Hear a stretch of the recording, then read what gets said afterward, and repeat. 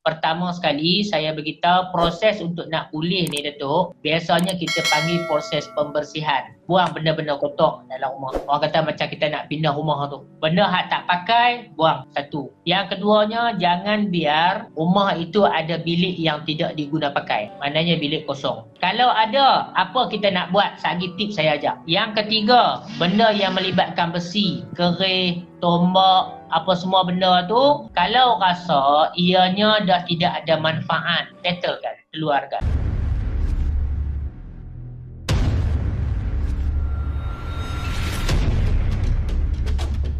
Okey Ustaz, kita nak terus kepada apa yang kita janjikan kepada sahabat-sahabat kita, di mana kita nak cakap pasal pulih rumah dan juga pagar rumah. Ustaz, silakan. Sebab itu macam ni lah, saya nak cerita balik kepada slogan kita, rumahku adalah syurgaku. Rumah adalah tempat untuk kita mencari ketenangan. Okey, kenapa kita perlu menjaga sangat-sangat rumah, Datuk? Pertama, rumah adalah tempat untuk kita tidur. Selalunya gangguan benda halus ni, Datuk, dia masuk ke dalam tubuh badan seseorang adalah melalui gelombang tidur. Lagi satu, Datuk, saya nak ajak.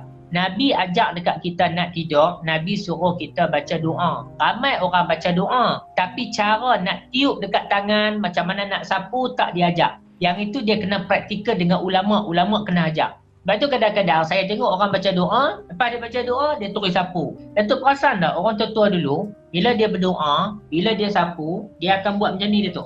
Dia akan sapu macam ni. Sapu tangan, dia terus sapu kaki. Agak-agak Datuk dia sapu, kenapa macam tu? Pasal ini adalah anggota wajib kita dalam solat. Muka, kepala, tangan, kemudian kaki. Kita tu heran, dia apa ni, dia doa macam tu, dia buat macam tu. Bida'ah lah sebab Nabi tak buat. Siapa kata Nabi tak buat? Hang tak belajar kot. Nabi ajak bila kita berdoa, kita nak tiup kat tapak tangan kita semasa tidur dipanggil tiup selembut jarum. Datuk tahu tiup selembut jarum tu macam mana? Dia punya tiup dia tu tiupan macam tiupan aircon. Keluar di antara air dengan angin. Macam kita tiup masakan dapur kayu. Kita tiup tu, mulut kena muncung. Lepas tu ada keluar macam air sikit. Lepas tu bila kita tiup sampai kat tapak tangan, kita sapu kaedah tadi lah. Itu dipanggil sapu untuk anggota wuduk kita. Itu dia punya teknik dia. Kalau nak bagus lagi, sunat kita ambil wuduk sebelum tidur. Kita nak ambil wuduk sebelum tidur, payah Datuk. Cuba saya selalu ajak masyarakat, bila kita nak ambil wuduk ni bukan senang. Bila kita ada gangguan, nak masuk bilik air, nak ambil wuduk tu bukan senang Datuk. Jadi saya ajak, ambil spray yang kita pergi umrah tu. Ingat, ambil anggota wuduk yang wajib saja. Basuh muka, basuh tangan, basuh kepala, basuh kaki. Selesai. Tapi nak buat tu Datuk bukan senang. Dan lagi satu tip saya nak ajak, macam mana nak tahu badan kita ada gangguan, mudah je Datuk. Cuba ambil wuduk. Automatically angin akan keluar daripada punggung. Dan lagi pelik Datuk, buang angin di punggung, pasal apa ambil semayang basuh muka? Kenapa Ustaz? Baik kita basuh punggung. Jawab dia, ambil wuduk bukan nak basuh benda zahir. Wuduk nak basuh batin. Jadi balik pada cerita rumah kita ni, pertama sekali saya beritahu proses untuk nak pulih ni Datuk, biasanya kita panggil proses pembersihan. Buang benda-benda kotor dalam rumah. Orang kata macam kita nak pindah rumah tu. Benda hak tak pakai, buang satu. Yang keduanya, jangan biar rumah itu ada bilik yang tidak diguna pakai. Maknanya bilik kosong. Kalau ada, apa kita nak buat? Sagi tips saya ajak. Yang ketiga, benda yang melibatkan besi, kerih, tombak, apa semua benda tu, kalau rasa ianya dah tidak ada manfaat, settlekan, keluarkan. Tapi kalau nak simpan juga, pastikan benda-benda tadi tidak berpenghuni. Nak tahu benda berpenghuni pula, kena tanya yang arif. Yang arif. Fas'alu ahli zikri in kuntum la ta'lamun. Tanya orang tahulah. Jangan pergi tanya doktor perubatan, dia tak tahu. Sebab bab-bab hantu syaitan ni tak tahu, cari pengamal perubatan. Mereka tahu. Bawa kerih ni, tengok mereka akan ada uji kaji untuk menentukan benda tu ada benda lain tak. Jadi settlekan benda tu dulu. Maknanya kita nak berubat, nak pulihkan rumah ni, rumah kita tu kena ada kebersihan. Bersih. Ya. Rumah tu kena bersih. Tak boleh, kena bersih lah. Kena cuci betul-betul, bilik air cuci, bilik semua abuk-abuk semua kena bersih. Ada orang kata kalau sawang-sawang ada atas tu tak bersih. Dia istilahkan kalau kita nampak sawang tu, maknanya rumah tu lama kita tak cuci. Dia tak boleh Datuk. Rumah ni kalau lama kita tak masuk, contohlah bilik bila kita tinggalkan, dia akan jadi sawang. Bila jadi sawang tu dia dah bagi petanda bilik tu lama tak masuk. Bila lama tak masuk, akan ada orang lain yang sewa Datuk. Jadi bila ada orang lain yang sewa, macam mana pula benda halus tu dia masuk dalam badan kita Datuk? Dia masuk melalui aliran mimpi. Sebab tu bila kita tidur, guru saya bagi tahu bila kita tidur, kita belajar hari tu Datuk pasal tafsir mimpi. Pasal apa pengamal perubatan boleh mengesan orang yang ada gangguan ni melalui mimpi. Sebab bila seseorang itu mimpi, roh dia akan keluar dan roh itu keluar dia akan sama taraf dengan iaitu alam jin.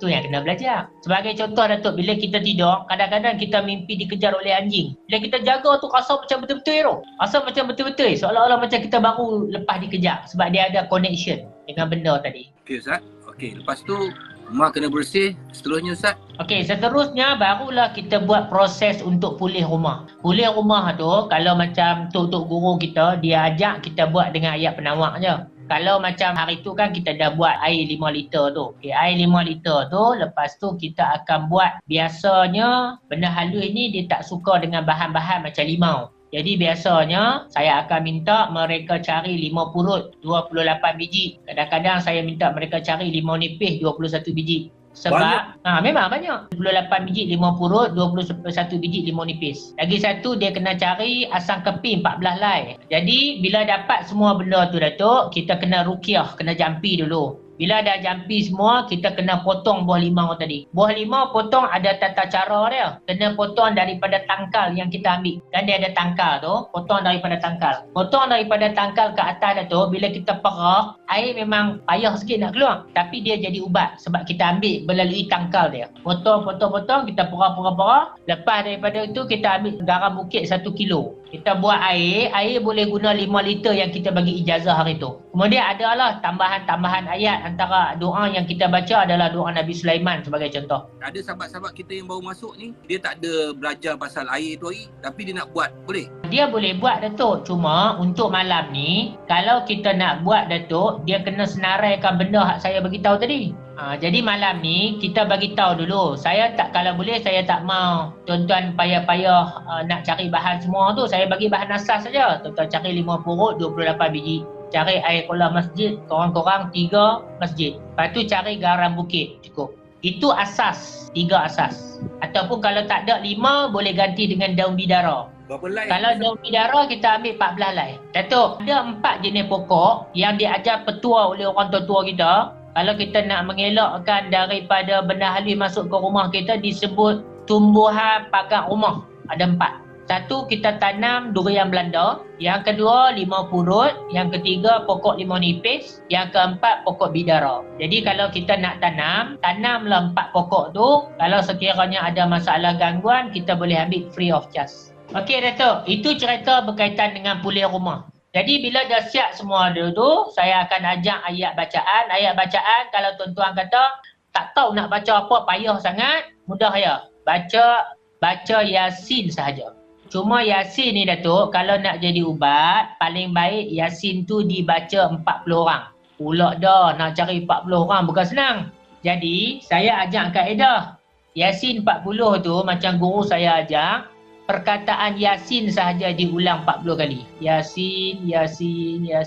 Sebab tu kita kena dekat dengan orang alim. Sebab dia ada kaedah dan helah macam mana dia nak buat. Jangan kita tunjuk pandai kita. Kalau kita nak tunjuk pandai kita, larat kita nak cari 40 orang baca Yasin. Tak jumpa.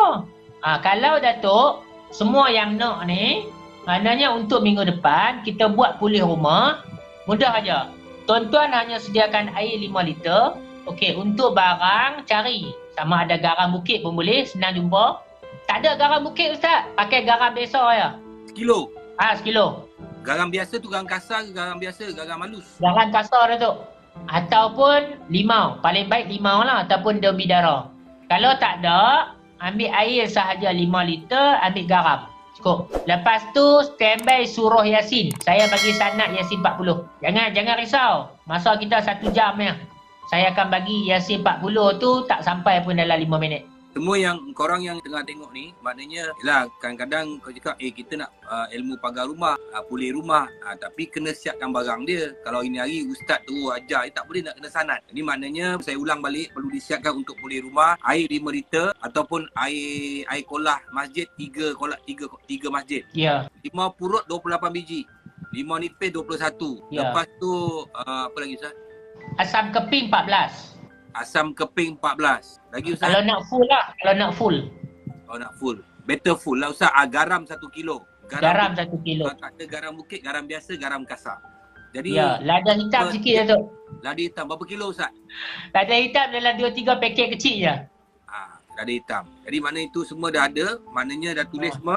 Siapkan minggu depan. Minggu depan Ustaz akan sanadkan Yasin 40. Jadi kita dah bagi lagi satu ilmu minggu depan, iaitu sanad Yasin 40. Okey. Untuk pulih rumah. Okey, sekarang pagar rumah ni apa cerita Ustaz? Lepas kita pulih Datuk, kita akan tengok. Lepas pulih tu saya akan ajak, bila dah siap ramuan semua tu, kita akan spray dekat rumah kita. Bila kita spray tu lah Datuk, macam-macam tindak balas. Ada yang bila kita spray, dia tutup lampu. Kalau kita spray siang, dia buka lampu. Itu contoh dia. Saya contoh tindak balas dulu. Lepas tu ada kadang-kadang bila kita spray saja, dia angkat kerusi kita. Datuk perasan tak baru ni? Yang mana dekat Sabak Bernam yang pintu kena ketuk tu. Lepas tu baru ni dekat Kelantan pun jadi.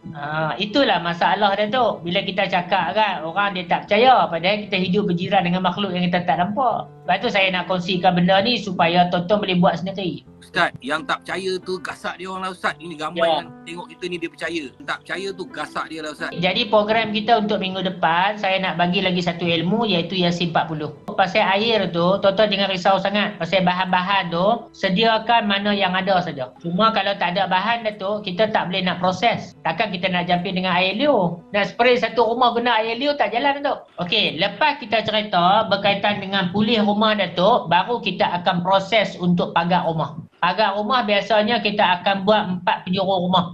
Istilah pagar lah. Datuk ingat ada orang dulu-dulu bila pencuri masuk kan? Oh nampak laut, lepas tu dia duduk berenang dalam tu. Dah. Kadang-kadang nampak bukit.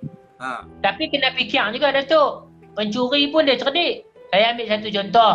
Dia orang ni dia jaga kebun Datuk. Dia ada banyak pokok. Dia ada banyak dusun. Dia pun buat pagar. Bila orang curi buah dia Datuk, orang pegang buah dia tak nampak jalan keluar. Lepas buah nampak. Pencuri ni dia educated. Dia tak buat keluar terus buah tu. Dia ikat buah tu. Dia ikat dekat batang buah tu. Bila dia lepas nampak. Dia keluar daripada kawasan pagar tu, dia tarik daripada luar.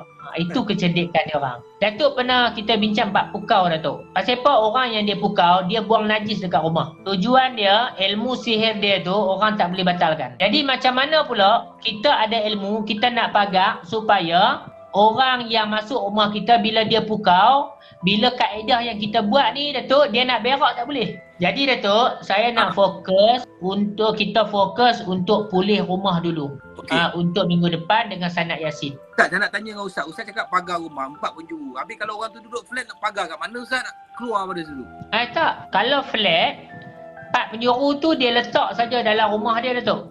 Kalau contohlah, saya ambil contoh. Kalau rawatan saya sediakan botol macam ni Datuk. Ni botol macam ni.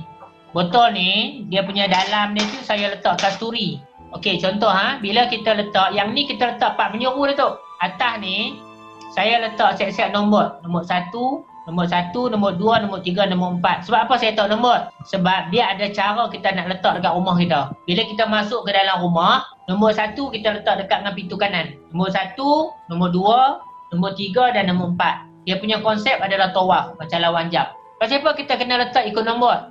Katalah rumah Datuk ada gangguan. Contoh, saya bagi 4 benda ni.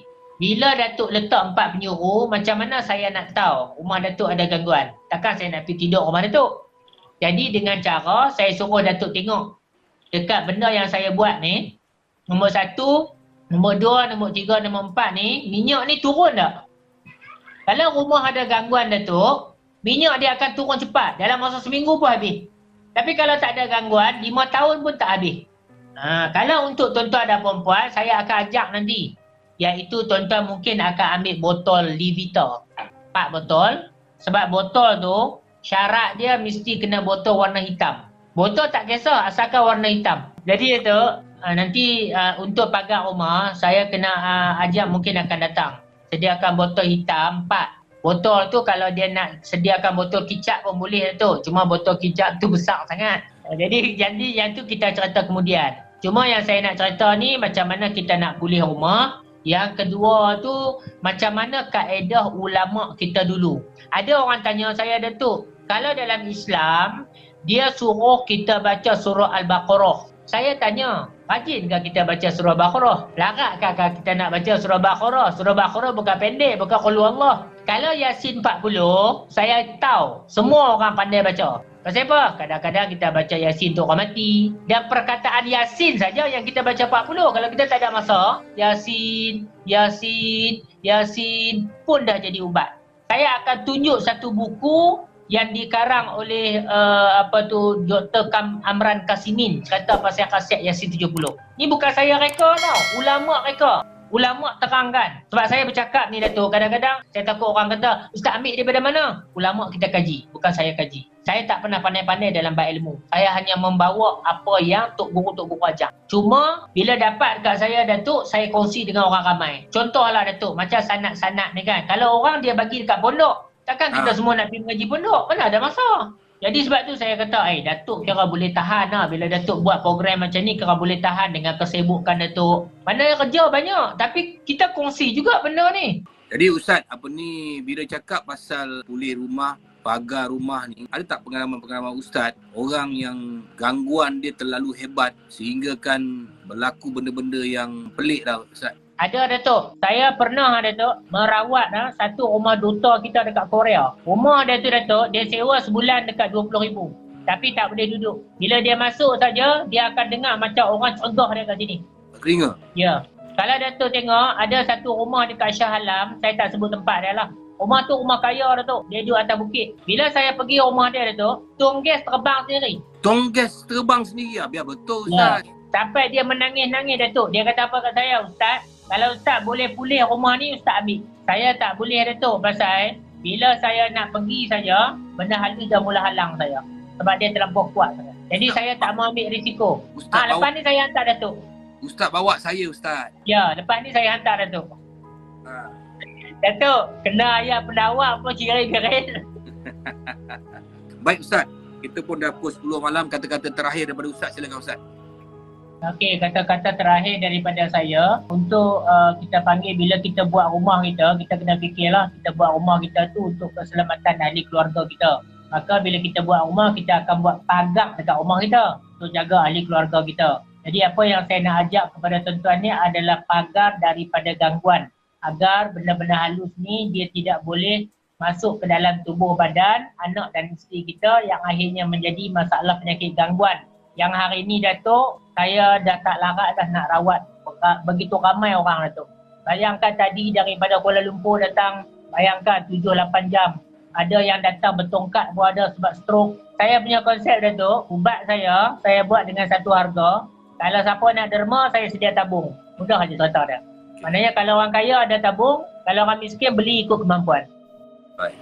Dan kepada anda semua yang bersama dengan saya setiap minggu dan juga yang baru masuk pada minggu ni, alhamdulillah terus bersama saya setiap minggu, dan kalau ada masa subscribe Suhan Channel untuk anda melihat banyak lagi footage-footage yang memberikan inspirasi kepada anda semua. Terima kasih banyak Ustaz. Baik.